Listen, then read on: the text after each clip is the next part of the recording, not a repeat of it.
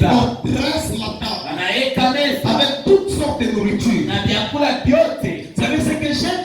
Unajua hivi napenda. Mephibosheth était perclus déjà.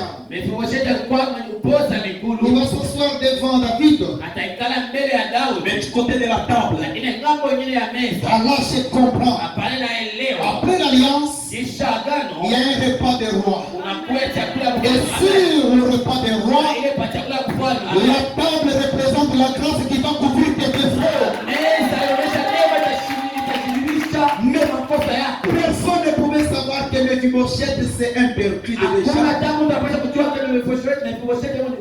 Pense que la table va couvrir son infirmité. À partir de ce soir, pense qu'il y a la grâce qui va couvrir ton infirmité. Que la grâce qui a été prêtée sous l'alliance, que tes défauts soient couverts. J'ai dit que les défauts familiales soient couverts. Même s'il y avait la mort va partir. Même s'il y avait les maladies incurables, ça va partir. Sous l'alliance, tu es épargné. J'ai dit sous l'alliance, tu entreras dans le mariage. Sous l'alliance, demain ou après-demain, tu auras une voiture. Amen. Maintenant, suivez. Ça s'apprête. C'est ce que j'ai parlé hier sur l'alliance. Et je vous ai dit, nous savons que le maître est plus. Donc le maître est. L'esclave, non, le serviteur ne peut jamais être comme son maître. Le disciple non plus. Et on a touché beaucoup de choses hier. Aujourd'hui, dans le programme de ce soir, le fils vis-à-vis de son père. Alors on commence comme ça. Es-tu le vrai fils? Mais tu es le faux fils. Ou bien vous êtes le fils prodigue? Ou bien vous êtes Ismaël? Ou bien vous êtes Isaac? Vous avez la réponse. Le fils de la maison, il rentre chez eux. Il ne se trompe pas l'adresse. Quel que soit ce qui se passe au dehors, il ne se trompe pas l'adresse. Dites à votre voisin, vous êtes le fils de la maison. Dites-lui, est-ce que vous êtes le fils de la maison? Alors donne-lui la réponse. Un fils, c'est le résultat du père après son travail. Pour découvrir que celui-ci est le fils, de celui-là, la médecine nous amène à l'ADN. Donc tu ne peux pas te dire que je suis son fils, je suis son fils. Quand même, vous me regardez, il y a la ressemblance. Vous n'avez jamais rencontré une personne qui ressemble à vous, mais il n'est pas de votre famille. Hein? Vous l'avez jamais rencontré?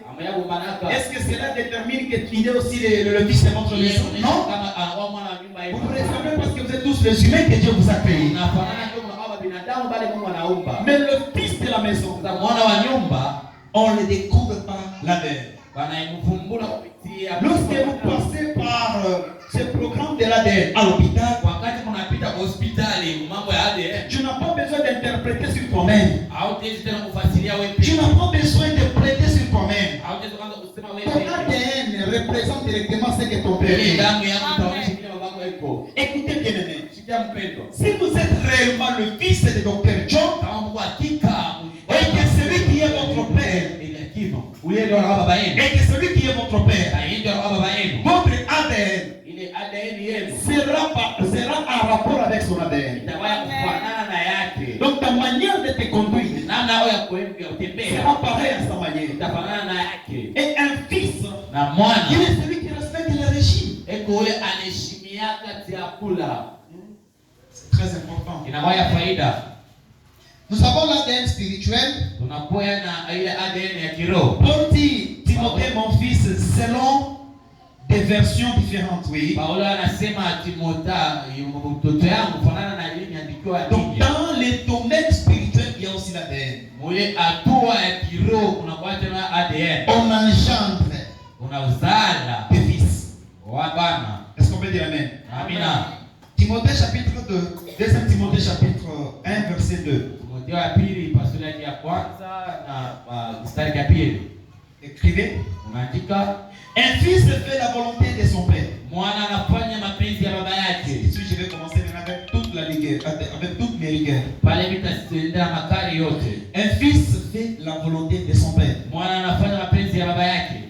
Pendant que le père est en vie, Wakati baba kingali mzima, le fils fera jamais sa volonté. mtoto asiyefanya kama mapenzi yake. Lorsque votre père est encore en vie, Wakati baba yake kingali mzima, tu es là pour le servir. uko pale kwa kutumikia. Tu es là pour faire sa volonté. Uko pale kufanya mapenzi yake. Tu ne peux pas dire que je suis en train de faire la volonté de Dieu cependant que tu ne respectes pas ton père. Hata sema nafanya mapenzi ya Mungu wakati C'est lui qui t'a montré le vrai Dieu. ule anaonyesha baba ya kweli. C'est lui. Ni yeye. Donc si tu veux faire la volonté de Dieu, Unataka kufanya mapenzi ya Mungu. fais sa volonté. Fanya mapenzi yake. C'est la volonté de Dieu. Ni mapenzi ya Mungu. Savez-vous que les hommes de Dieu sur la terre sont des petits dieux? Unajua kama watumishi ya Mungu au pabulunga kama Mungu kidogo. Êtes-vous d'accord avec ça? Amina, ndio. Allons-y rapidement, Exode chapitre 3. Dieu karaka kutoka pasura ya 3. Dieu va rattraper Moïse. Mungu anamwambia Musa. Moïse qui signifie Musa inaonyesha il a été tiré des eaux. anatoka anaotosha maji. C'est ça la signification de ces noms. Dieu Dieu appelle Moïse Mungu anamuita sur Musa la péninsule de Sinaï. kule ungambo ya Sinai. Et Moïse était côté Madian. Musa alikuwa ungambo ya Madian. Et la Bible dit il s'est marié à un prêtre madianite qu'on appelait Jéthro. Anaenda kwa kunyumba kwa baba Madian ule. Et il s'est marié à une jeune et belle dame qu'on appelait Séphora. Akenda oa binti mwa mrembo anaita Sephora. Et selon des enfants d'eux, nous avons Gershom Eki. Wanatafanya watazaa watoto wawili tunaona Gershom na Gershom Eki. J'aimerais que vous me donniez la réponse. napenda mnipatie jibu.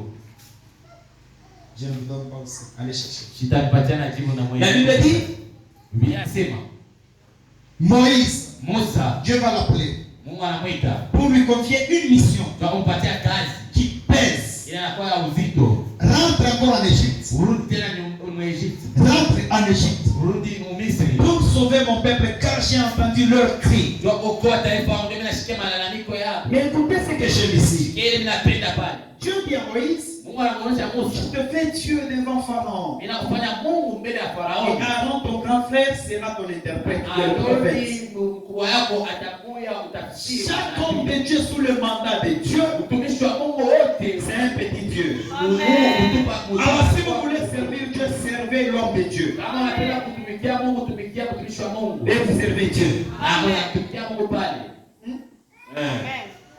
Est-ce que vous me comprenez? Wale wananielewa. Élie et Élisée. Elia na Elisha.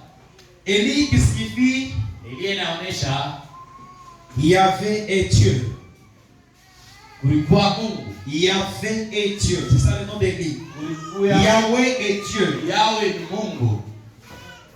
Élisée qui signifie Elisha inamaanisha Yahweh, notre sauveur. Bien. Yahweh Dieu sauve. Mungu anaokoa.